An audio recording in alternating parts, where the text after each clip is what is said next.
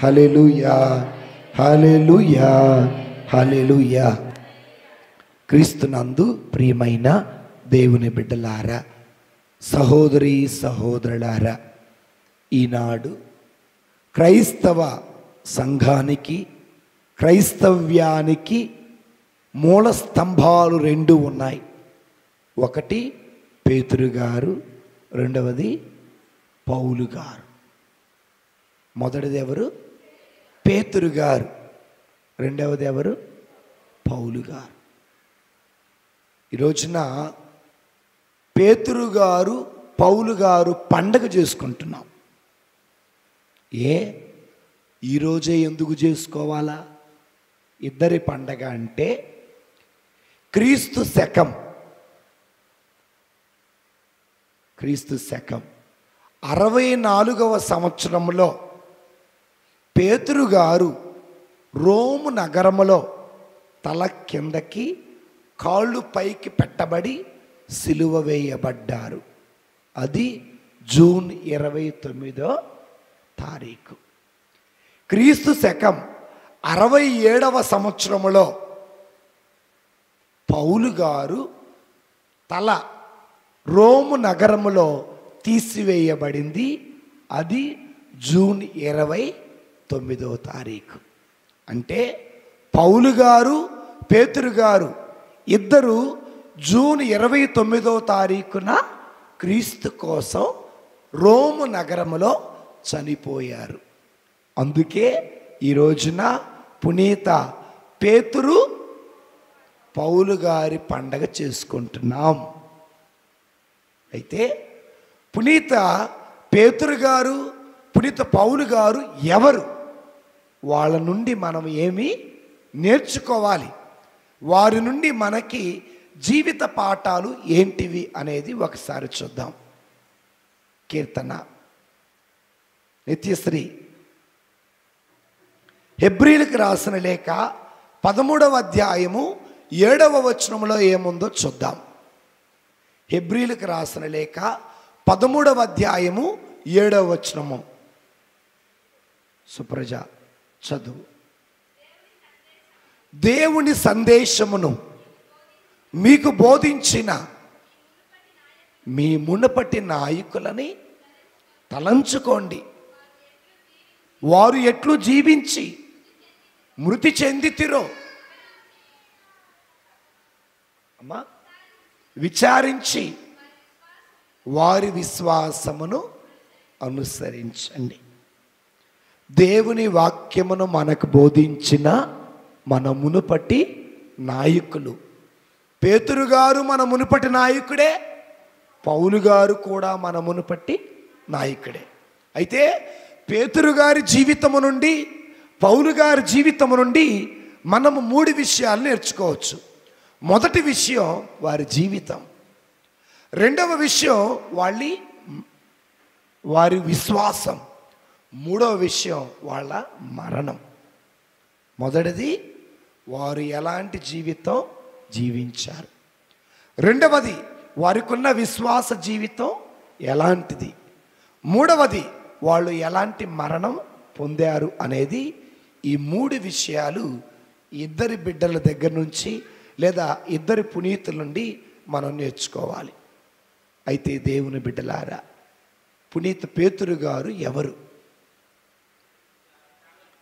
పునీత పేతురు గారు జాలరుడు, చేపలు పట్టువాడు.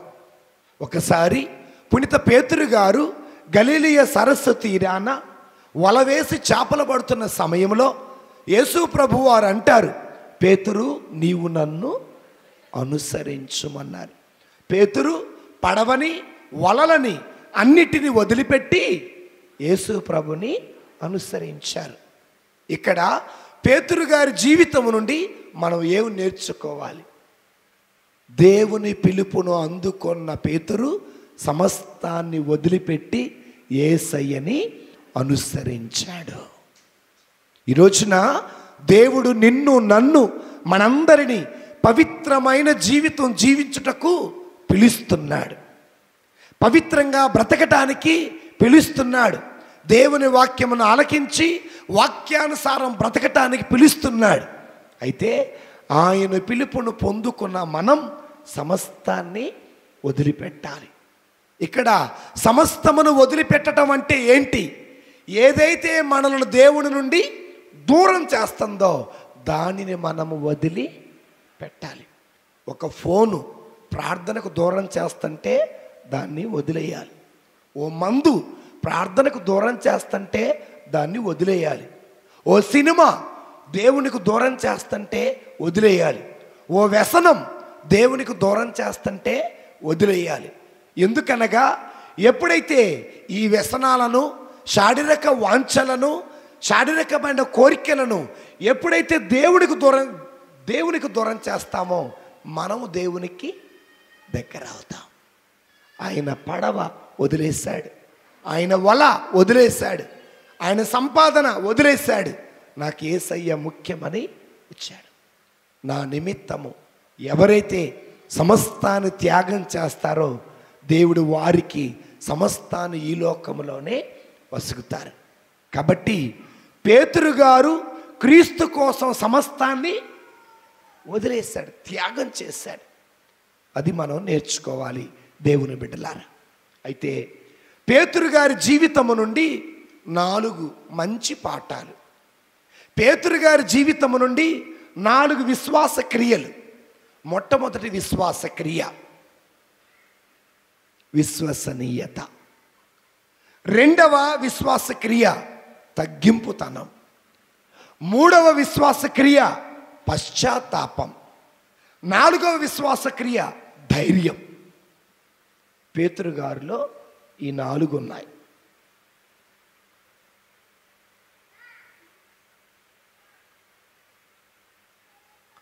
మొదటిది విశ్వసనీయత, రెండవది తగ్గింపుతనం, మూడవది పశ్చాత్తాపం, 4వది ధైర్యం. ఈ 4 ఎవరిలో ఉన్నాయో తెలుసా? పేతురు గారిలో ఉన్నాయి. అదే సుగుణాలు మనలో ఉండాలి. మొట్టమొదటిది విశ్వసనీయత. మత్తయి శుభవార్త 16వ అధ్యాయము 18వ వచనాన్ని మనం చదివితే అక్కడ యేసు ప్రభు వారు ఏమన్నారో మనకు అర్థమవుతుంది.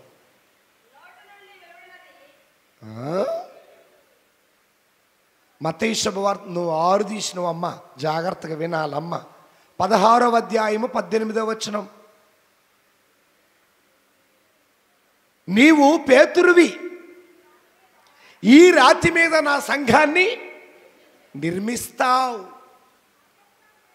నరక శక్తులు దీనిని జయింపజాలవు, నేను నీకు పరలోక రాజ్యపు తాళపు చెవులిస్తున్నా, భూలోకమందు నువ్వు దేనిని విప్పుతావో అది పరలోకమందును విప్పబడును, భూలోకమందు నువ్వు దేనినైతే బంధిస్తావో అది పరలోకంలో కూడా బంధింపబడుతుంది. ఇక్కడ 3 విషయాలు మనం గమనించాలి. దేవుడు చెబుతున్నాడు, పేతురు నువ్వు సంఘాన్ని నిర్మిస్తావు. రెండవది, నీవు నిర్మించిన సంఘం నరక శక్తులు జయించడం దీని సాధ్యం కాదు. మూడవది, నేను నీకు పరలోక రాజ్యపు తాళాలు ఇస్తున్నా. దేవుడు చెప్పాడండి, యేసయ్య చెప్పాడు. యేసయ్య చెప్పినట్టుగానే పేతురు గారు దైవ సంఘాన్ని స్థాపించారు. ఎలా స్థాపించారంటే దేవుని వాక్యమును బోధించారు. విశ్వసించిన వారందరికీ జ్ఞానస్థానం ఇచ్చి దైవ సంఘాన్ని స్థాపించారు. ఆనాడు పేతురు గారి హస్తాల మీదుగా స్థాపించబడినటువంటి సంఘాన్ని నాశనం చేయటం ఇప్పటి వరకు ఎవరి తరము కాల. మార్టిన్ లూథర్ గారు కథోలిక సంఘాన్ని వదిలిపెట్టి వెళ్ళిపోయారు. సంఘం నాశనం అయ్యిందా? ఇలా కథోలిక సంఘాన్ని చాలామంది వదిలిపెట్టి వెళ్ళిపోయారు. అంత మాత్రాన సంఘం నాశనం అయ్యిందా? కాల. ఎందుకు నాశనం కాలేదంటే పేతురు గారు క్రీస్తు అనే రాతి వాక్యము మీద సంఘాన్ని నిర్మించారు కాబట్టి దానిని నరక శక్తులు జయించటం ఎవరి సాధ్యము కాదు. ఎన్నో అపోహలు, ఎన్నో వ్యతిరేకతలు, ఎన్నో చెడు మాట్లాడారు, ఎన్నో నిందలు వేశారు. దేని మీద? కథోలిక సంఘం మీద. ఈ కథోలిక సంఘాన్ని మొట్టమొదట స్థాపించిన వారు పేతురు గారు. ఈ కథోలిక సంఘానికి మొట్టమొదట పోపు గారు పేతురు గారు. దేవుడు అన్నాడు, దేవుని ఆజ్ఞకు లోబడి, దేవుని వాక్యానికి లోబడి ఆయన సంఘాన్ని నిర్మించాడు. నరుడు ఎవ్వడు కూడా దానిని నాశనం చేయటం సాధ్యము కాదు. దేవుని స్తోత్రం. హల్లెలూయా, హల్లెలూయా. కాబట్టి ఈ రోజున ఎంతోమంది బిడ్డలు కథోలిక సంఘం గురించి ఎన్నో విధాలుగా చెడుగా మాట్లాడుతున్నారు. చెడుగా మాట్లాడటం మాత్రమే కాదు, కథోలిక సంఘములో ఉన్న విశ్వాసులకి అది మంచిది కాదు, ఇది మంచిది కాదు, అది కరెక్ట్ కాదు, ఇది కరెక్ట్ కాదు, అక్కడ రక్షణ లేదు అని చెప్పి ఎంతోమంది ఆ సంఘాన్ని నాశనం చేయటానికి ప్రయత్నం చేస్తున్నాడు. నా దేవుడు వాగ్దానం ఇచ్చాడు, పేతురు చేత స్థాపించబడిన సంఘము కథోలిక సంఘము, దానిని నాశనం చేయటం ఎవరి సాధ్యము కాదు. హల్లెలూయా, హల్లెలూయా. కాబట్టి పేతురు గారు ఎవరు? విశ్వసనీయుడు. ఎందుకు విశ్వసనీయుడు? దేవుడు చెప్పిన మాట విని ఆయన చెప్పిన మాట ప్రకారం సంఘాన్ని స్థాపించాడు. చెప్పిన మాట వినేవాడిని విశ్వసనీయుడు. దేవుడు చెప్పిన మాట అబ్రహాము గారు విన్నారు, విశ్వాసులకు తండ్రి అయ్యాడు. అదేవిధంగా దేవుని బిడ్డలారా, విశ్వాసమునకు తండ్రిగా మనము ఉండాలి అంటే ఆయన చెప్పిన మాట మనము వినాలి.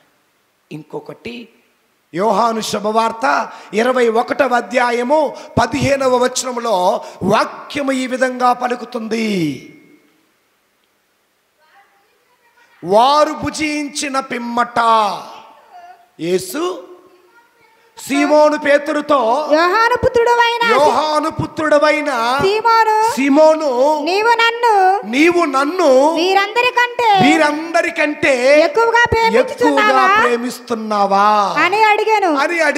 అందుకు పేతురు, అవును ప్రభు, నేను నిన్ను ప్రేమించుచు ఉన్నాను అని నీవు ఎరుగుదువు అని సమాధానమిచ్చెను. అప్పుడు యేసు, నీవు నా గొర్రెలని మేపుము. చాలమ్మా. ఇక్కడ మొట్టమొదటి విషయం, ఆయన రొట్టెను ఇచ్చాడు, చేపలను కూడా ఇచ్చాడు. నా ప్రశ్న, పునరుత్థానమైన తర్వాత, గలిలయ సరస్సులో అద్భుతం జరిగిన తర్వాత, చేపలను రొట్టెలు ఇచ్చిన తర్వాత యేసయ్య ఆ రొట్టె ఆ చేప తిన్నారా లేదా?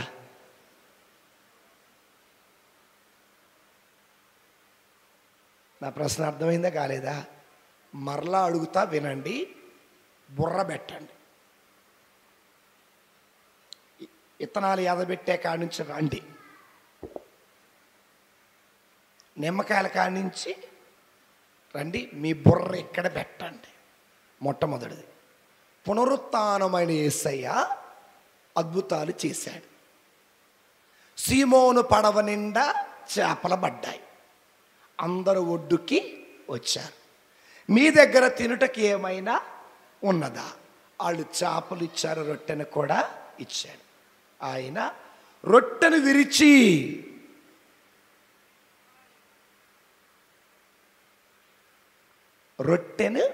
విరిచి శిష్యులకి ఇచ్చాడు. ఇప్పుడు యేసయ్య రొట్టె తిన్నారా లేదా? ఎందుకు తినాలా? ఆయన ఇచ్చినప్పుడు ఇది నా శరీరం అన్న మాట అక్కడ అనలా. ఎందుకు తినలేదో తెలుసా?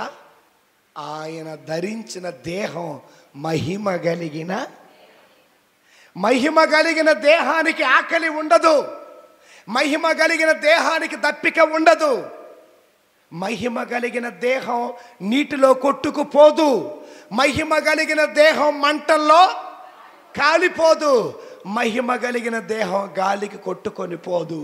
మహిమ కలిగిన దేహాన్ని కనీసం మనము ముట్టుకోలేము. అందుకే మగ్దలా మరియమ్మతో అంటాడు, అమ్మా నీవు నన్ను ముట్టుకోమాక నేను ఇంకా తండ్రి దగ్గరికి వెళ్ళలేదు. ఆనాడు రొట్టె విరిచిన యేసయ్య ఎవరంటే మహిమ కలిగిన యేసయ్య. ఇది ప్రక్కన పెట్టండి. ఇప్పుడు పేతురు నీవు నన్ను ప్రేమిస్తున్నావా అంతే అన్నారా? ఏమన్నారు అక్కడ? తప్పు. నీవు నన్ను వీరందరికంటే అధికంగా, ఆ పదం ముఖ్యం. పేతురు నీవు నన్ను వీరందరికంటే అధికంగా ప్రేమిస్తున్నావా అని అడిగాడండి. ఎందుకు ఈ మాట అన్నారు తెలుసా? నా గొర్రెలను మేపువాడు లోకమును ప్రేమించువాడై ఉండకూడదు. నా గొర్రెలను ప్రేమించువాడు చుట్టూర బంధువులను బాంధవ్యాలను ప్రేమించువాడై ఉండకూడదు.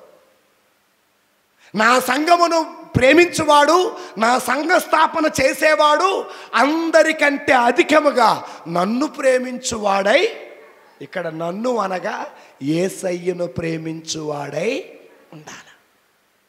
రోజున ఒక సంఘ స్థాపన జరుగుతుందంటే ఆ సంఘ కాపరి అందరికంటే అధికంగా ఎవరిని ప్రేమించాలి? దేవుణ్ణి ప్రేమించాలి. ఎందుకు దేవుణ్ణి ప్రేమించాలంటే నిజమైన సంఘ స్థాపన జరిగినప్పుడు లోకము నుండి కొరడా దెబ్బలు, లోకము నుండి అవమానం, లోకము నుండి ఎగతాళి, లోకము నుండి పిడిగుద్దులు వచ్చినప్పుడు వాటన్నిటిని తట్టుకునే శక్తి మనకి ఉంటుంది. లోకాన్ని ప్రేమించినప్పుడు చిన్న దెబ్బ తగిలినా కూడా మనము తట్టుకోలేం. అందుకే పేతురు నా సంఘాన్ని నువ్వు నిర్మిస్తావు, నిర్మించిన తర్వాత శ్రమలు తప్పవు, కష్టాలు తప్పవు, అవమానం తప్పదు, నిందలు తప్పదు. అయితే వీటన్నిటిని నువ్వు భరించాలంటే అందరికంటే అధికంగా నువ్వు నన్ను ప్రేమించాలి. అందుకే పేతురు వీరందరికంటే అధికంగా నీవు నన్ను ప్రేమిస్తున్నావా? అవునయ్యా, నీవు అంతా ఎరిగిన వాడవయ్యా, నేను నిన్ను ప్రేమిస్తున్నానని నీకు తెలుసయ్యా. అయితే నా గొర్రెలని మేపు. మత్తయి శుభవార్తలో ఏం చెప్పాడు? రాతి మీద సంఘాన్ని నిర్మించు. యోహాను శుభవార్తలో ఏం చెప్పాడు? నా గొర్రెలని మేపు. మరి దేవుడు చెప్పినట్టుగా ఆయన తన గొర్రెలని మేపాడు. ఆయన దేవుని వాక్యము బోధిస్తుండగా మొట్టమొదట ఎంతమంది జ్ఞానస్థానం పొందారు తెలుసా? 2000 మంది ఏం పొందారు? జరిగిందా సంఘస్థాపన? అందుకే పేతురు గారు ఎవరో తెలుసా? దేవుని వాక్యానికి విధేయత చూపిన విశ్వసనీయుడు. మనం కూడా దేవుని వాక్యానికి విధేయత చూపాలి. దేవుని వాక్యమునకు విధేయత చూపువారు విశ్వసనీయుడు, నమ్మకమైన సేవకుడు. చిన్న ఉదాహరణ మీకు చెబుతా. ఇందులో విశ్వసనీయుడు ఎవరో మీరు చెప్పాలి. ఓకేనా? మొదటిది, ఒక యజమానికి 2 సేవకులు ఉన్నారు. యజమానుడు దూరదేశం వెళుతూ ఇద్దరికి బాధ్యతలని అప్పగించాడు. ఇద్దరికి బాధ్యత అప్పగించాడు. మొట్టమొదటి సేవకుడు చేలోకి వెళ్ళాడు, రాళ్ళు రప్ప ఏరించాడు, పుల్లబొట్టలు ఏరించాడు, విత్తనం నాటించాడు, కలుపు తీయించాడు, కోతకి సిద్ధంగా ఉంది. ఇది మొదటి సేవకుడు. రెండో సేవకుడు ఆయన ఎప్పుడో వస్తాడు, సంవత్సరం తర్వాత వస్తాడు, 2 సంవత్సరాల తర్వాత వస్తాడు, 3 సంవత్సరాల తర్వాత వస్తాడు అని చెప్పి తాగుతూ తిరుగుతూ తూగుతూ పేకాట ఆడుతున్నాడు. ఈ లోపున యజమానుడు రానే వచ్చాడు, లెక్క అడగనే అడిగాడు. వీళ్ళిద్దరిలో విశ్వాసపాత్రులు ఎవరు? మొదటివాడు.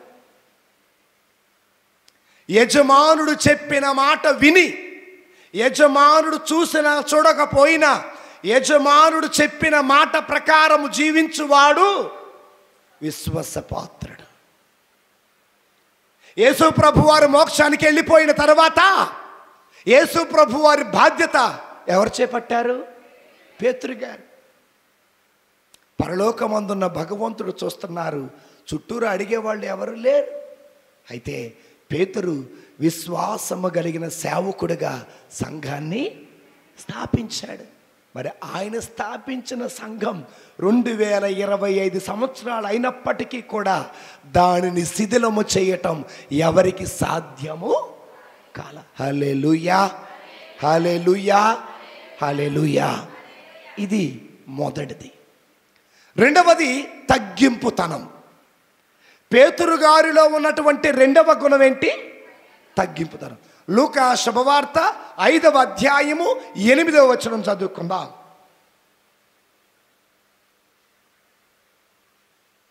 మార్తమ్మ, నూతలపాటి మార్తమ్మ,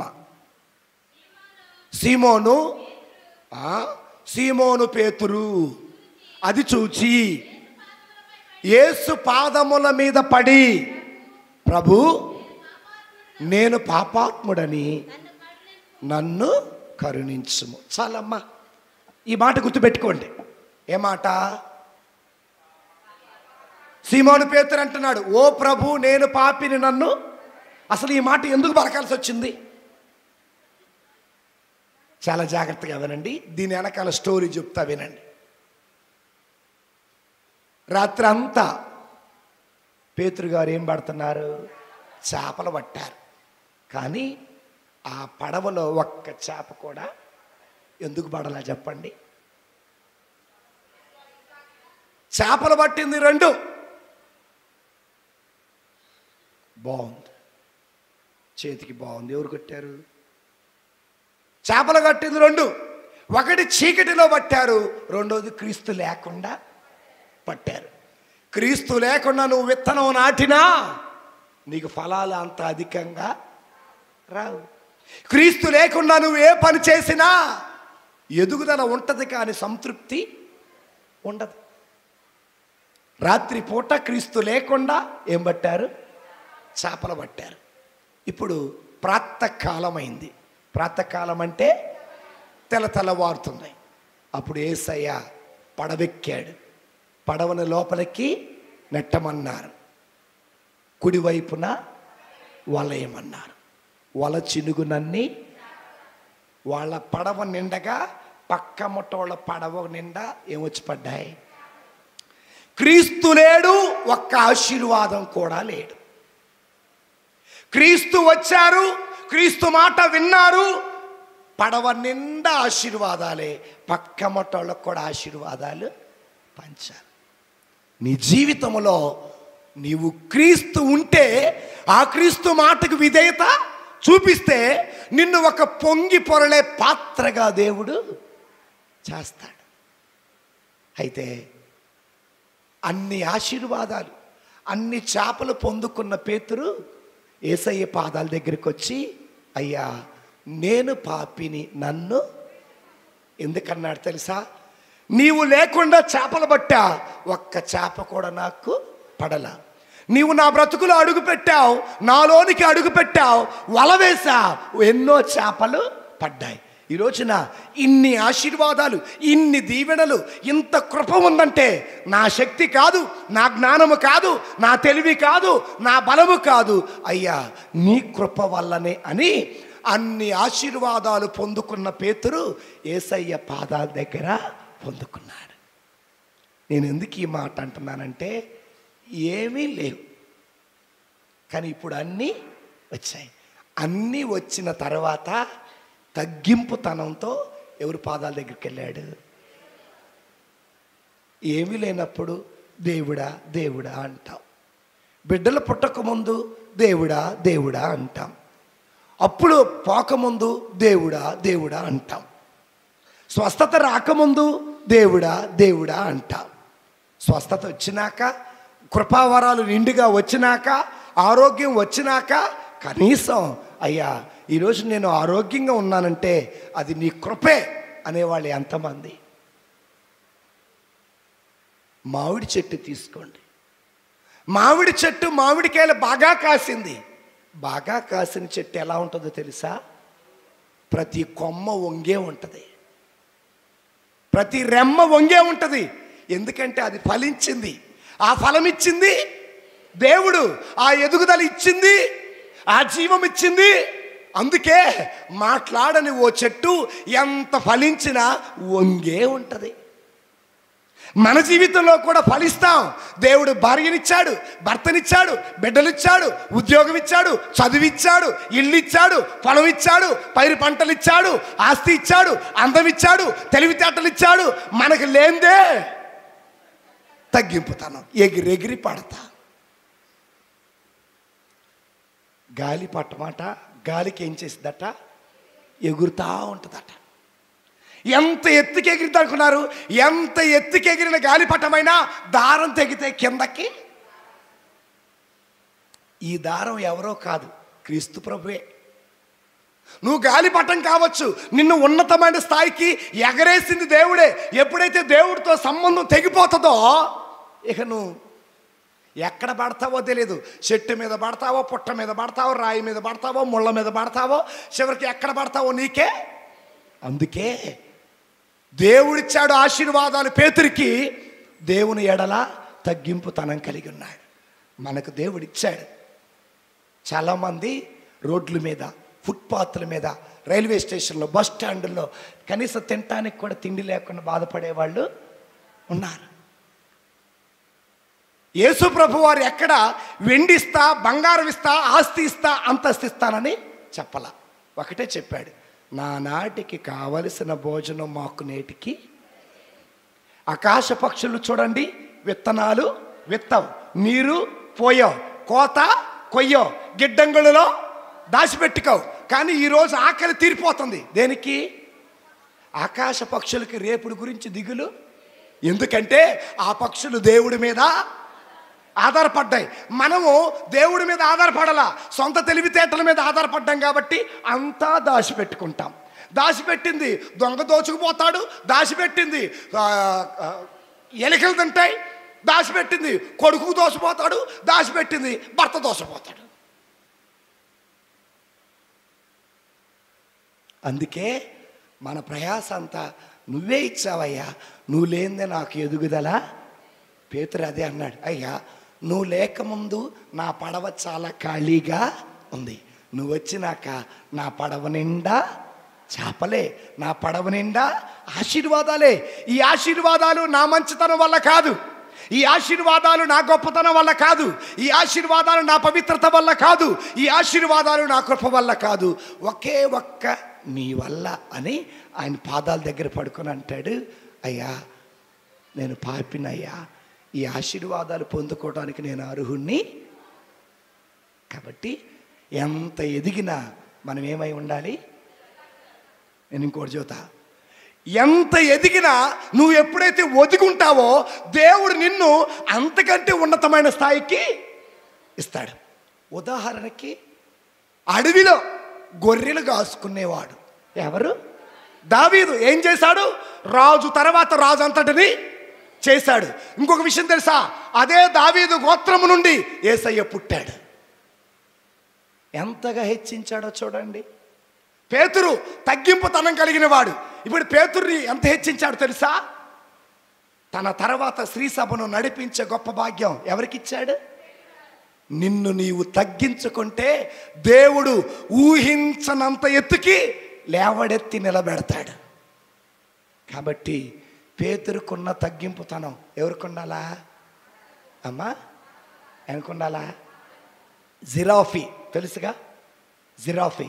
దాని మెడ అంత పొడుగుంటుంది, చాలా. ఎంత పొడుగు మెడ అయినా నీళ్లు తాగటానికి కిందకే వంచాల. జిరాఫీ ఎంత పెద్ద ఉందైనా మేత మేయటానికి కంపల్సరిగా తల కిందకి వంచాల. ఎవరు ఉంచుతున్నారు? అది దేవుడే ఉంచుతాడు. కాబట్టి పేతురుగారిలో ఉన్న రెండో గుణం ఏంటంటే తగ్గింపు తనం. జీవితంలో మనం ఎంత ఎదిగినా, ఎంత పేరు ప్రఖ్యాతలున్నా తగ్గింపుతనం కలిగి ఉంటే దేవుడు హెచ్చిస్తాడు. అందుకే తనను తాను తగ్గించుకొనువాడు హెచ్చింపబడతాడు, తనను తాను హెచ్చించుకొనువాడు త్రోయబడతాడు కిందకి. ఇది రెండోది. మూడోది అమ్మా పశ్చాత్తాపం. మత్తయి శుభవార్త 27వ అధ్యాయము దాసరి కరుణ కుమారి, 26వ అధ్యాయము 75వ వచనం.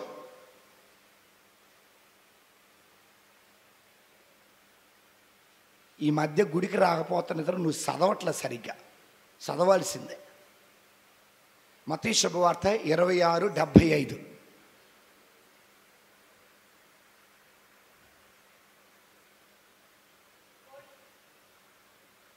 నువ్వు దాసర కరుణ కుమారివా?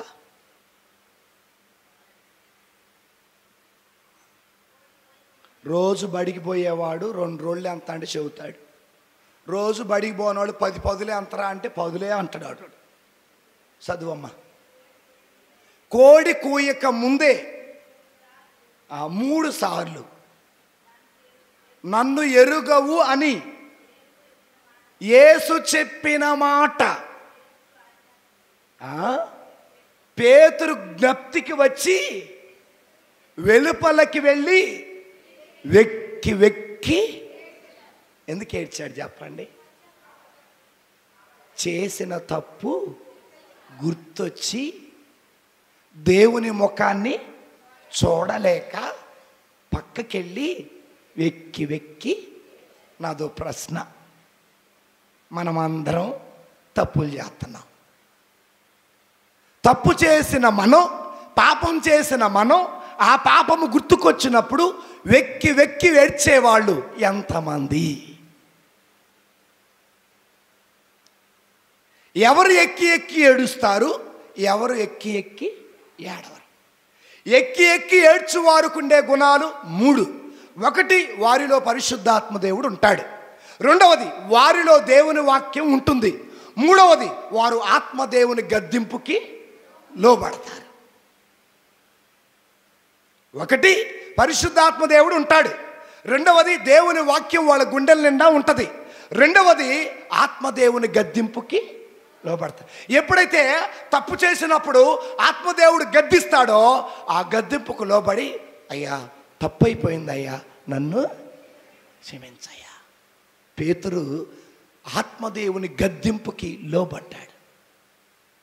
నాతాను ప్రవక్త దావీదు దగ్గరికి వచ్చాడు.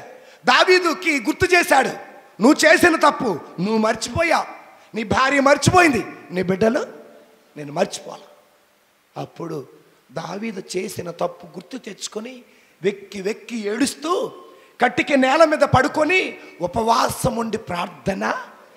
అప్పుడు తను ఆత్మ గద్దింపుకు లోబడ్డ వ్యక్తి దేవుడు క్షమిస్తున్నాడు. బిడ్డలారా, ఈరోజున మనలో భయం ఉండాలి. ఏ భయం? తప్పు చేశానన్న భయం ఉండాలి. తప్పు చేశానన్న భయం ఉన్నప్పుడు రెండోసారి ఆ తప్పు చేయటానికి ముందుకి రావు.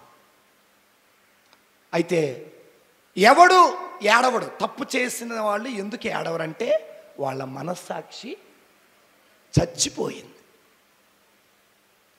ఆత్మదేవుడు ఉన్నాడు, వాక్యము ఉంది, వాళ్ళ మనస్సాక్షి ఏమైంది?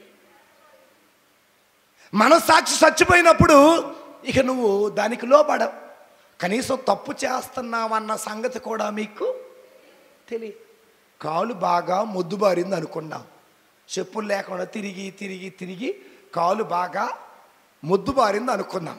అయితే చిన్న చిన్న ముళ్ళు గుచ్చుకున్న అంత స్పర్శ ఏమీ తెలియదు. పెద్ద ముళ్ళు గుచ్చుకున్నప్పుడు అప్పుడు తెలిసింది బాధ.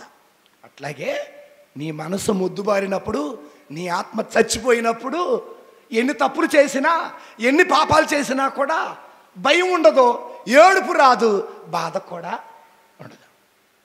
ఇక చివరికి ప్రాణాపాయ స్థితి వస్తాం, పెద్ద ముళ్ళు గుచ్చుకుంటుంది. అప్పుడు గుర్తొస్తారు. ఎవరికి? దేవుడు గుర్తొస్తాడు. అప్పుడు ఫోన్ చేసి, ఫాదర్ గారండి మరణావస్థలో ఉన్నానండి, నా కోసం ప్రార్థన. కానీ ఆ స్థితికి నువ్వు చేరకుండా ఉండాలంటే, మరణం అనే స్థితికి నువ్వు చేరకుండా ఉండాలంటే మొదటిలోనే ఆత్మదేవుని నెలకొల్పుకో, వాక్యం నెలకొల్పుకో, ఆత్మసాక్షికి లోబడు, చేసిన తప్పుకు పశ్చాత్తాపడు. దేవుడు నిన్ను పేతురులాగా తప్పిపోయిన కుమారుని చూడండి, దేనికి లోబడ్డాడు? మనస్సాక్షికి. నా తండ్రికి ద్రోహం చేశా, పరలోకమందున్న దేవునికి ద్రోహం చేశా, నా తండ్రి దగ్గర ఎంతోమంది పనోళ్ళు ఉన్నారు, నేను వెళ్తా క్షమించమని అడుగుతా, ఆయన క్షమిస్తాడు. ఆత్మసాక్షికి లోబడితే, మనస్సాక్షికి లోబడితే మరలా నువ్వు తిరిగి దేవుడి దగ్గరికి వస్తా.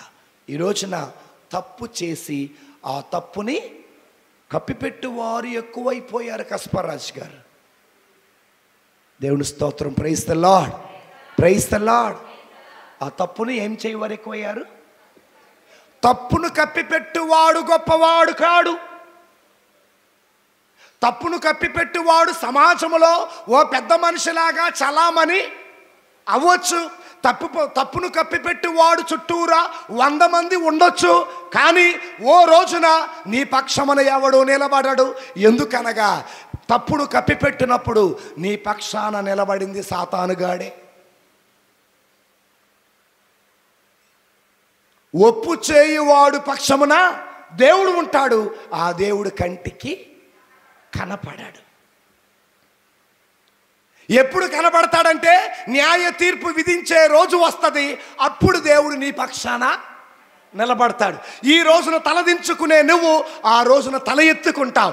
ఈ రోజున తప్పు చేసి తల ఎత్తుకుని తిరిగే నువ్వు ఆ రోజున, ఈ రోజున ఒప్పు చేసి కూడా ఏడ్చే నువ్వు ఆ రోజున నవ్వుతావు. ఈ రోజున తప్పు చేసి నవ్వే రోజు నువ్వు రేపటి రోజున ఏడుస్తావు. జీవితం ఇంతటితోనే అయిపోలా. ప్రతి దివ్య బలి పూజలో నేను నా మనస్సాక్షి చెప్పుకునే ఓ మంచి మాట, నేను చేసే ప్రతి పాపానికి శిక్ష అనుభవించక తప్పదు. వస్తుంది ఆ రోజు. అది నేనైనా నువ్వైనా మనం ఎవరమైనా శిక్ష అనుభవించక ప్రతి పాపానికి శిక్ష వస్తుంది. అందుకే తొందరపడి మాట్లాడకూడదు, నిదానంగా మాట్లాడాలి. తొందరపడి ఏది చేయకూడదు. ఇంకొకటి చెబుతా వినండి, ఇది చాలా జాగ్రత్త. పేతురు ఎవరు? బలహీనుడు. ఏంటి ఆయన బలహీనత? అబద్ధం ఆడటమే ఆయన బలహీనత. అబద్ధం ఆడుతున్నా, నేను అబద్ధం ఆడానని అక్కడే ఆగిపోయాడా? అబద్ధం ఆడిన పేతురు లేచాడు, నిలబడ్డాడు, క్షమించమని అడిగాడు, యేసయ్య దగ్గరికి వెళ్ళాడు, అధికారం పొందుకున్నాడు. పరిచర్య. నీ బలహీనత నీకు ఆటంకం కాకూడదు. నీకు బలహీనత ఉండొచ్చు, అబద్ధం కావచ్చు, దొంగతనం కావచ్చు, మోసం కావచ్చు. ఈ బలహీనత వల్ల నువ్వు అక్కడే కూర్చొని ఉండిపోకూడదు. బలహీనత ఉన్న నీవు, బలహీనతను గుర్తించినటువంటి నీవు, అది తప్పని గుర్తించిన నీవు, పడిపోయిన నీవు లేచి నిలబడి దేవుడి దగ్గరికి వెళ్ళి క్షమించమని అడిగి మరలా గనక నువ్వు కొత్త జీవితం ప్రారంభిస్తే పేతురంత ఉన్నత స్థాయికి లేవనెత్తబడతా. లేదు నేను కూర్చున్న చోటే కూర్చున్నానంటే ఇక నిన్ను బాగు చేయటం ఎవడి తరము కాదు. దేవుని స్తోత్రం, హల్లెలూయా. కాబట్టి రెండోది ఏంటిది? పశ్చాత్తాపం. తప్పు చేశామన్న మనలో ఏముండాలి? బాధ ఉండాలి. అబద్ధం ఆడానన్న బాధ ఉండాలి. దొంగతనం చేశానన్న బాధ ఉండాలి. ఎదుటోళ్ళ గురించి చెడుగా మాట్లాడన్న బాధ ఉండాలి. ఎదుటోళ్ళని ఏడిపించానన్న బాధ ఉండాలి.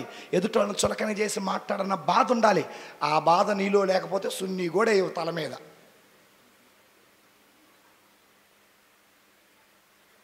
దేవుని స్తోత్రం, హల్లెలూయా. నీకేనక్క, ఏ అక్క నువ్వు లేకుండా వచ్చావేంటి? ఇది ఎన్నోది? 4వది. ఏమి ఎక్కువ? ధైర్యం ఎక్కువ. వాక్యం చూద్దాం. అపోస్తుల కార్యాలు 2వ అధ్యాయము 14వ వచనం. అపోస్తుల కార్యాలు 2వ అధ్యాయం 14వ వచనం. అప్పుడు పేతురు 11 మంది అపోస్తులతో లేచి నిలబడి ఆ ప్రజా సమూహాన్ని ఉద్దేశించి చాలమ్మ బిగ్గరగా ఇట్లు ప్రారంభించింది. Praise the lord. అపోస్తులు ఎంతమంది? 11 12? ఇంకొక ఆయన ఎన్నుకున్నారు. ఆయన పేరు మత్తయి గారు. సీట్లేసి ఎన్నుకున్నారు మత్తయి గారిని. అపోస్తులకి శిష్యులకి మధ్య తేడా ఏంటి? అపోస్తులు 12 మంది, శిష్యులు 70 మంది. అపోస్తులేమో బిషప్ గారి స్థానంలో, పోపు గారి స్థానంలో ఉంటారు. శిష్యులేమో గురువుల స్థానంలో ఉంటారు. ఓకేనా? అయితే శిష్యులే అపోస్తులకి సహాయము చేస్తారు. కనుక దేవుని బిడ్డలారా, సరే మనకు అది కాదు. పేతురు గారు అపోస్తుల మధ్యలో నుండి లేచి, రాపర్ల మరియమ్మ దేవుని స్తోత్రం, ప్రైజ్ ద లార్డ్, హల్లెలూయా. మీరు ఎందుకు నవ్వుతున్నారు? అంటే ప్రార్థన చేయమని చెబుతున్నాం. మీకు కూడా నాతో పాటు ఏకీభవించి ఏం చేయాలి? కస్పార్ గారు లేచారు, దేవుడికి మహిమ కలుగును గాక. ఈరోజు ఉదయం 6ంటికి ఒకసారి పూజ చేస్తున్నా. కుర్చీలో కూర్చున్న ఆమె నిద్రపోయింది. ఆమె వెనకాల ఆమె కూడా ఆవిలిస్తుంది. ఏందమ్మా నువ్వు ఆవిలిస్తున్నావు అంటే, ముందు ఆమెది చట్టగా దయచేసి కొద్ది నిద్రపోకుండా, గుళ్ళో ఉన్నంతసేపు అన్న గంటేగా. రైట్. పేతురు గారు 11 మందిలో నుంచి లేచి నిలబడ్డాడు. నిలబడినటువంటి ఆయన జనానికి ఏం చేశారు? బోధించారు. నా ప్రశ్న వినండి జాగ్రత్తగా. ఆయన ఎవరో నాకు తెలియదని దూరంగా పారిపోయిన పేతురు ఈ రోజున 1000 మంది ప్రజలలో లేచి నిలబడి బోధిస్తున్నారంటే ధైర్యం లేదా? ఈ ధైర్యం ఎక్కడి నుంచి వచ్చిందో తెలుసా? పరిశుద్ధాత్మ దేవుడిచ్చాడు. పెంతెకోస్తు పండగ దినమున ఒక గదిలో చేరి ప్రార్థిస్తున్నప్పుడు పరిశుద్ధాత్మ దేవుడు వాళ్ళ మీదకి అగ్నిజ్వాలల రూపంలో, పరిశుద్ధాత్మ దేవుడు మనకు ధైర్యం ఇస్తాడు. అపోస్తల కార్యాలు 4వ అధ్యాయము 20వ వచనం చూస్తే అక్కడ ఈ విధంగా ఉంటుంది. ఏలైనా మేము మా కనులారా చూసిన దాన్ని 19 నుండి చదువు మౌనిక. 19 నుండి. మేము మీ మాట పాటించవలయునా లేక దేవుని మాట పాటించవలయునా? దేవుని దృష్టిలో ఏది సమంజసమో, అయ్యా ఎవరు చెప్పిన మాట వినాలా? ధర్మశాస్త్ర బోధకులు, పరిసయ్యులు, పెద్దలు అన్నారు యేసయ్య గురించి మాట్లాడటానికి వీలు. యేసయ్య అన్నాడు ప్రపంచమంతా తిరగండి, దేవుని వాక్యాన్ని. ఎవరు మాట వినాలా? అప్పుడు పేతురు గారు అంటాడు, మీ మాట మేము వినాం. ఎవరు మాట అంట? ధర్మశాస్త్ర బోధకులు, పరిసయ్యులు, పెద్దల మాట విన్న పేతురు ఆయన ఎవరో నాకు ఇప్పుడు అంటాడు, నీ మాట నాకు అసలుకి లెక్కే లేదు, నేను యేసయ్య మాట మాత్రమే వింటా. ఆ ధైర్యం ఎక్కడి నుంచి వచ్చింది? పరిశుద్ధాత్మ దేవుడు ఇచ్చాడు. ఎవరికి ఇచ్చారు? పేతురు గారికి ఇచ్చారు. కాబట్టి దేవుని బిడ్డలారా, సహోదరి సహోదరులారా, పేతురు గారిలో ఉన్న సుగుణాలు 4. మొదటిది విశ్వసనీయత, రెండవది తగ్గింపుతనం, మూడవది పశ్చాత్తాపం, 4వది. అయితే స్వీట్ అండ్ షార్ట్గా పేతురు గారిలోను పౌలు గారిలో ఉన్న సుగుణాలు చూద్దాం. స్వీట్ అండ్ షార్ట్గా, ఎందుకంటే టైం లేదు కాబట్టి. మొదటిది యేసయ్య మీద ప్రేమ. కుర్చీలు ఖాళీగా ఉండే, ఏదో చక్క కాళ్ళు ఆజాపుకునేది, ఏం కూర్చోవచ్చుగా, బాధపడే దీనికి. రైట్. ఫస్ట్ది. ఓకేనా? ఇద్దరిలో ఉన్న సుగుణాలు. ఎవరిద్దరిలో? పేతురు గారిలో, పౌలు గారిలో. మొదటిది ప్రేమ. నెక్స్ట్ ఎవరు? ధనలక్ష్మి. మత్తయి శుభవార్త 10వ అధ్యాయము 37వ వచనం చదువుకుందాం.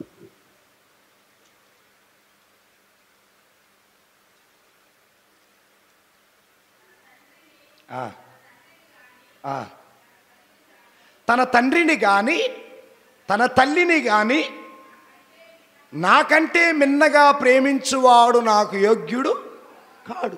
తన కుమారుని కానీ కుమార్తెను కానీ నాకంటే మిన్నగా ప్రేమించువాడు నాకు యోగ్యుడు. అర్థమైందా దీని అర్థం? పేతురు గారు ఎవరిని ఎక్కువ ప్రేమించాడు? తల్లినా, తండ్రినా, పడవనా, వలనా, యేసయ్యనా? తండ్రిని వదిలేశాడు, పడవను వదిలేశాడు, వలను వదిలేశాడు. అయితే మీకు ఒక విషయం తెలుసా? అన్నీ వదిలిపెట్టి వచ్చినటువంటి పేతురు గారికి సంఘమే తల్లి అయ్యింది, సంఘమే తండ్రి అయ్యింది, సంఘమే అమ్మ నాన్న, సంఘమే అక్క చెల్లి. దేవుడే ఇస్తాడు. అంటే పేతురు గారికి యేసయ్య అంటే చాలా ఇష్టం. ఇప్పుడు పౌలు గారిని చూద్దాం. గలతీయులకు రాసిన లేఖ 2వ అధ్యాయము 20వ వచనం. నెక్స్ట్ వెనక నుండి ఏరమ్మా, ఆ లైన్లో ఎవరున్నారు? గ్లోరీ చదవమ్మా. గలతీయులకు రాసిన లేఖ 2వ అధ్యాయం 20వ వచనం.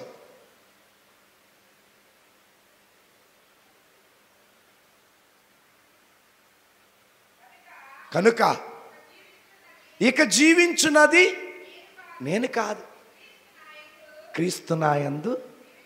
ఎంత చక్కనైన మాట. ఇప్పుడు ప్రేమించిన వ్యక్తి ఉంటాడు. ఇక ప్రేమించిన వ్యక్తి మీదే మనకంతా ధ్యాస. తిన్నాడా లేదా, లేచాడా, పడుకున్నాడా, ఫోన్ చేయాలా, మెసేజ్ చేయాలా, ఏం చేస్తున్నావు అని ఉంటుంది ధ్యాస అంతా. అలాగే పౌలు గారు అంటాడు, నేను ప్రేమించాను ఎవరిని? నా యేసయ్యని. ఇక జీవించేది నేను కాదు, నాలో ఉన్న క్రీస్తు. ఎవరు ఇక్కడ? క్రీస్తే ప్రేమ. యోహాను గారు రాసిన మొదటి లేఖ 4వ అధ్యాయము 8వ వచనం చూస్తే దేవుడే ప్రేమ, ప్రేమే దేవుడు. యోహాను గారు రాసిన మొదటి లేఖ 4వ అధ్యాయము 8వ వచనం.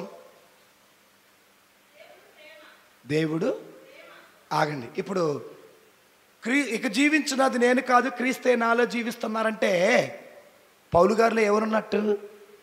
ప్రేమాపూర్ణుడా, స్నేహశీలుడా, విశ్వనాథుడా, విజయవీరుడా. కాబట్టి పేతురు గారిలో క్రీస్తు ఉన్నారంటే ప్రేమ ఉన్నట్టే. సో పేతురు గారు యేసయ్యను ప్రేమించారు, పౌలు గారు యేసయ్యని ప్రేమించారు. మనం కూడా యేసయ్యనే. ఎవరిని? ప్రేమలో రకాలు ఉంటాయి తెలుసా? ఒకటి, దేవుని ప్రేమ ఒకలా ఉంటుంది, అమ్మను ప్రేమించేది ఒకలా ఉంటుంది, నాన్నను ప్రేమించేది ఒకలా ఉంటుంది, అక్కా చెల్లెలను ప్రేమించేది ఒకలా ఉంటుంది, స్నేహితులను ప్రేమించేది ఒకలా ఉంటుంది, భర్తను ప్రేమించేది ఇంకోలా ఉంటుంది, బాయ్ ఫ్రెండ్ను ప్రేమించేది ఒకలాగా ఉంటుంది.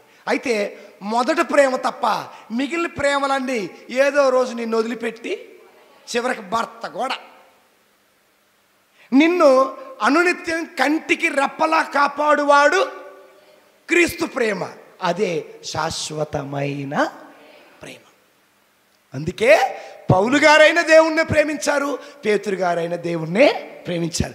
మనము కూడా శాశ్వత ప్రేమికుడైన యేసయ్యనే ప్రేమించాలా. మనం పుట్టక ముందు ప్రేమించాడు, మనం పుట్టిన తర్వాత ప్రేమించాడు, మనం పాపములో ఉండగా ప్రేమించాడు, మనం చనిపోయిన తర్వాత ప్రేమిస్తాడు, పరలోకానికి వెళ్ళిన తర్వాత కూడా మనల్ని, మనం చచ్చిపోతే మనల్ని ప్రేమించాడు ఓడు ఉండడు. అక్కడ వరకు ఎందుకు? ఉదాహరణకి చెబుతా వినండి. ఉదాహరణకి చిన్న ఉదాహరణ. మీరు ఒక వ్యక్తిని ఇష్టపడ్డారు అనుకుందాం. ఆ వ్యక్తి మంచోడైనప్పుడేమో ఐ లవ్ యూ అన్నారు, పనికిమాలినోడైనప్పుడు ఐ హేట్ యూ అన్నారు. వెరీ గుడ్, సూపర్, మంచిది. అయితే నువ్వు చెడ్డోడువైనా, నువ్వు చెడ్డదానివైనా, నువ్వు పనికిమాలినోడువైనా, నువ్వు తాగుబోతువైనా, నువ్వు తిరిగిపోతువైనా, నువ్వు సోమరువైనా, నువ్వు విగ్రహారాధికుడువైనా, నిన్నుగా ప్రేమించువాడే. మన మంచితనాన్ని చూసి ప్రేమించేవాడు గొప్పోడు అవుతారా? మన బలహీనతలు బయటపడ్డ తర్వాత కూడా ప్రేమించేవాడే ఆత్మీయమైన ప్రేమ కలిగినోడు. ఈ రోజున మంచోళ్ళని అందరూ ప్రేమిస్తారు. వర్షం పడుతుందా? వర్షం పడుతుందా? మంచోళ్ళ మీద వర్షం పడుతుందా? చెడ్డోళ్ళ మీద కూడా పడుతుందా? మరి దేవుడు ఇద్దరి మీద వర్షం పడించాడంటే అర్థం ఏంటి? ఇద్దరు ప్రేమిస్తున్నాడనేగా. సూర్యుడి నుండి ఎండ వస్తుందిగా, వస్తుందా లేదా? వస్తుంది. మంచోళ్ళ మీద ఎండ పడుతుందా? మంచోడు పొలాల్లోనే ఎండ పడుతుందా? మంచోడు ఇళ్ళ మీద ఎండ పడుతుందా? చెడ్డోళ్ళ మీద కూడా పడుతుందా? మంచోళ్ళని దేవుడు ప్రేమిస్తున్నాడు, చెడ్డోళ్ళని కూడా. మనం ఎవరు ప్రేమిస్తా? మంచోడే కావాలి. మరి చెడ్డోడు ఏమైపోవాలా? చెడ్డవాడిని కూడా ప్రేమిస్తే మంచి ప్రేమ విలువేంటో తెలుసుద్ది. చెడ్డోళ్ళవైతే పా, నేను మిమ్మల్ని మీ అమ్మగారింటికాడా. సో కాబట్టి మంచితనాన్ని ప్రేమించడంలో గొప్పతనం ఏది? క్రీస్తు ప్రేమను ప్రేమించాలి. ఓకే, ఇది మొదటిది. రెండవది ఏంటంటే దేవుని సువార్తను బోధించాలన్న ఆరాటం ఎవరికి? పేతురు గారికి ఉంది, పౌలు గారికి కూడా ఉంది. ఉదాహరణకి వాక్యం చూద్దాం. మత్తయి శుభవార్త 28వ అధ్యాయము 18 నుంచి 20. నెక్స్ట్ ఎవరు? మత్తయి శుభవార్త 28వ అధ్యాయం 18, 20. యేసు వారి దగ్గరకు వచ్చి వారితో, ఇహపరములందు నాకు సర్వాధికారము ఇయ్యబడింది కనుక మీరు వెళ్ళి సకల జాతి జనులకు పితా పుత్ర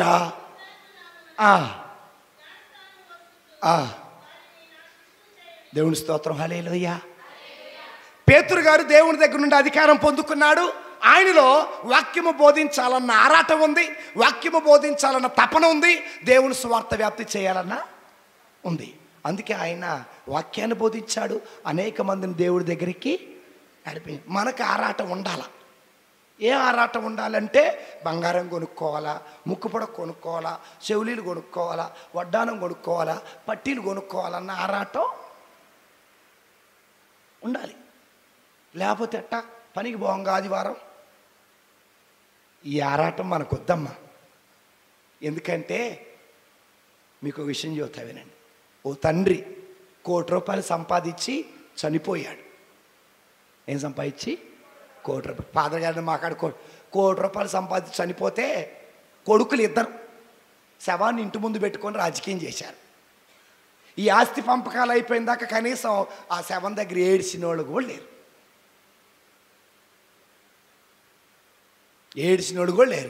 చివరికి ఊళ్ళో వాళ్ళు నలుగురు పోగయి వాళ్ళని తీసుకెళ్ళి మట్టి చేశారు. తలా ₹1.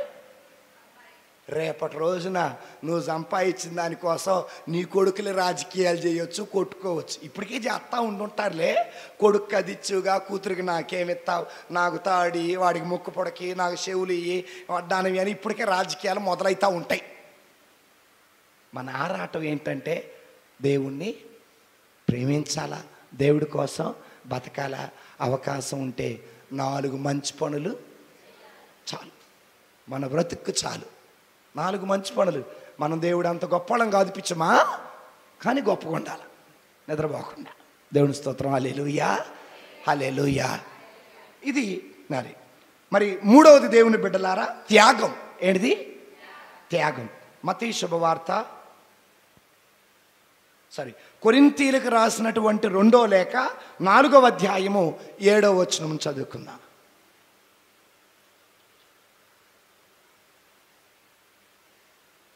నెక్స్ట్ ఎవరు చదవాలి? మహిమరాణి చదవమా. కొరింథీయులకు రాసినటువంటి 2వ లేఖ 4వ అధ్యాయము 7వ వచనం నుండి. కానీ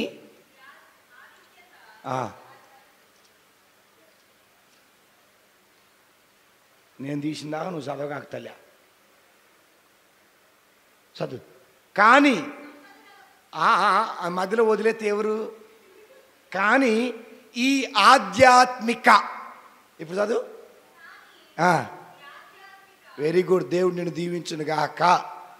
కానీ ఈ ఆధ్యాత్మిక సంపద కలవారమైన మేము మాత్రము సామాన్యమగు మట్టి పాత్రల వంటి వారమే.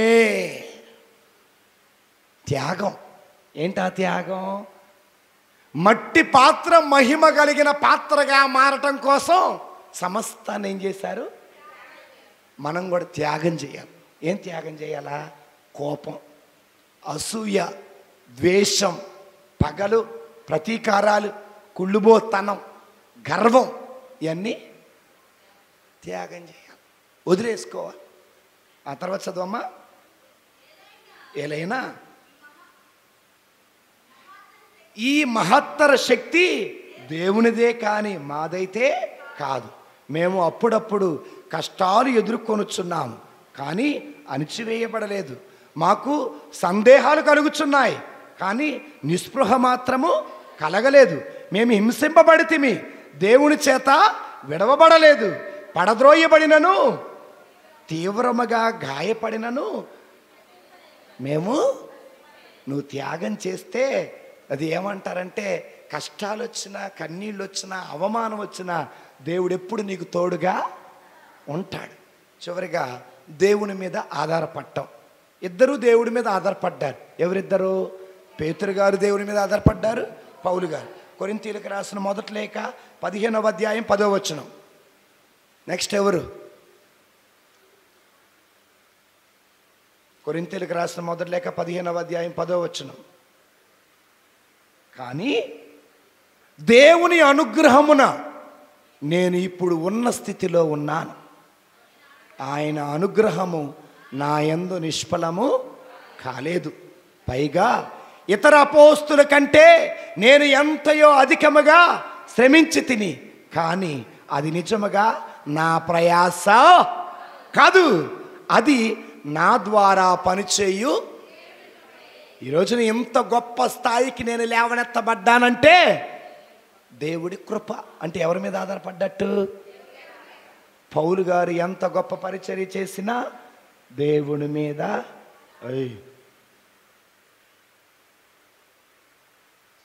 ఎవరి మీద ఆధారపడ్డట్టు? ఇప్పుడు పేతురు గారిని చూద్దాం. పేతురు గారు రాసిన మొదటి లేఖ 5వ అధ్యాయం 5వ వచనం. పేతురు గారు రాసిన మొదటి లేఖ 5వ అధ్యాయం 5వ వచనం. యువకులారా, మీరును అట్లే మీ పెద్దలకు విధేయులు కండు. మీరందరూ వినయము అనే వస్త్రమును ధరించాలి. ఏలైనా దేవుడు అహంకారులను ఎదిరించి వినయు కటాక్షించను.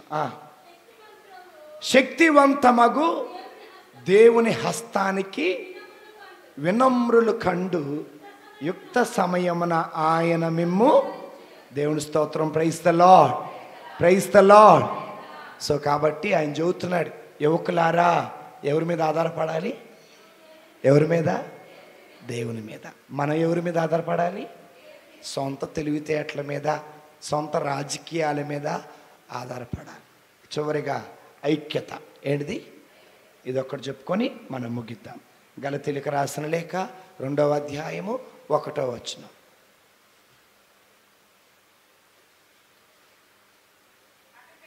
అటు పిమ్మట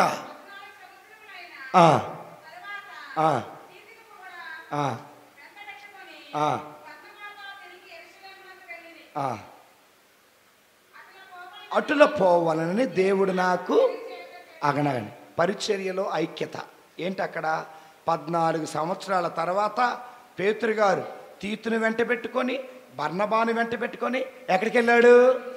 యెరూషలేములో ఎవరున్నారు? పేతురు గారు ఉన్నారు. ఎవరున్నారు? ఇద్దరు కలిసారా లేదా? సో సేవకుల మధ్యలో ఏముండాలో తెలుసా? ఐక్యత ఉండాలి. ఒక సేవకుడు ఇంకొక సేవకుని దూషించుకుంటే చూసేవాళ్ళకి ఎట్టుంటుంది? చూసేవాళ్ళకి ఎట్టుంటుంది? చాలా ముందు మీకే బాగోదు. చిన్న ఉదాహరణ చెప్పి ఇక నేను ముగిస్తానే. రీసెంట్గా 1 సంవత్సరం క్రితం మన ఊరిలో కూడా పెళ్లి జరిగింది. పెళ్లి జరిగినప్పుడు కొంతమంది సేవకులు వచ్చారు. పూజ అయిపోయిన తర్వాత ఏం చేశాం? వాళ్ళని పిలిపించి 4 మాటలు చెప్పించి ప్రార్థన. ఆయన పోతూ పోతూ ఓ మాట అన్నాడు. ఇలా సేవకులు కలిసి ఉండటం చాలా మంచిది. 1 నెల క్రితం వేటపాలలో పెళ్లి జరిగింది. ఆ పెళ్ళికి కూడా 2-3 సేవకులు వచ్చారు. పెళ్ళంతా బ్లెస్సింగ్ ఇచ్చిన తర్వాత వాళ్ళను కూడా పిలిపించి వాక్యం చెప్పించి బ్లెస్సింగ్స్ ఇప్పించా. వాళ్ళు చాలా హ్యాపీగా ఫీల్ అయ్యారు. సేవకులు చూడండి బిడ్డలారా, వేప చెట్టు ఒక్కటే, కొమ్మలు చాలా ఉంటాయి. వేరు ఒక్కటే, కొమ్మలు. ఆ వేరెవరు? క్రీస్తే. ఆ కొమ్మలు ఎవరు? వివిధ రకాల సంఘాలు. జీవం వచ్చేది వేరులో నుంచే కానీ సేవకుల నుంచి కాదు. ఒకళ్ళనొకరు తిట్టుకుంటా, ఒకళ్ళనొకరు దూషించుకుంటా ఉంటే ఐక్యత ఆడండి. కాబట్టి పేతురు గారు, పౌలు గారు ఇద్దరు ఏమై ఉన్నారు? ఐక్యమై ఉన్నారు. కాబట్టి మరి సేవకులలో ఐక్యత ఉండాలా, సంఘంలో ఐక్యత ఉండాలా, సంఘ పెద్దల మధ్య ఐక్యత ఉండాలి. ఇక చివరిగా అగస్టీన్ గారు, మనూర్ అగస్టీన్ కాదు, Augustine of hippo, okay, Augustine గారు ఒక మాట అంటారు. పేతురు గారు పౌలు గారు ఇద్దరు రెండు సార్లు కలుసుకున్నారట. ఒకటి అంతియోకియాలో కలుసుకున్నారట, రెండోది రోమ్ నగరంలో కలుసుకున్నారట. ఓకేనా? కలుసుకుని వాళ్ళిద్దరు చక్కగా పరిచర్య చేశారు. కాబట్టి మనం కూడా కలిసికట్టుగా ఐక్యంగా పనిచేయటం అనేది దేవునికి ఇష్టమైన కార్యం. అలా కలిసి ఉండుటకు కావలసిన శక్తిని దయచేయమని ప్రార్థిద్దాం.